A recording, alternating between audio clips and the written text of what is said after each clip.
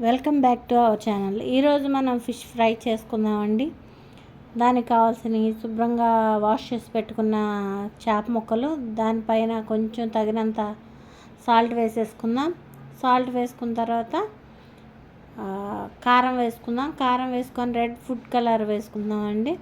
వేసేసుకొని పక్కన నేను డీప్ ఫ్రైకి ఆయిల్ పెట్టుకున్నాను బాండీలో.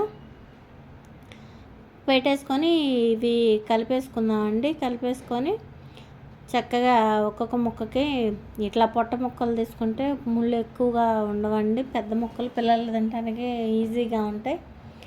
అలా చేపకు గంటలు పెట్టేసుకుంటే ఫ్రై అయినప్పుడు చక్కగా ముక్క లోపలికి ఆయిల్ వెళ్ళి బాగా డీప్ ఫ్రై అవుతుంది. చాలా టేస్ట్ సూపర్గా ఉంటుందండి. ఒకసారి ట్రై చేసి చూడండి.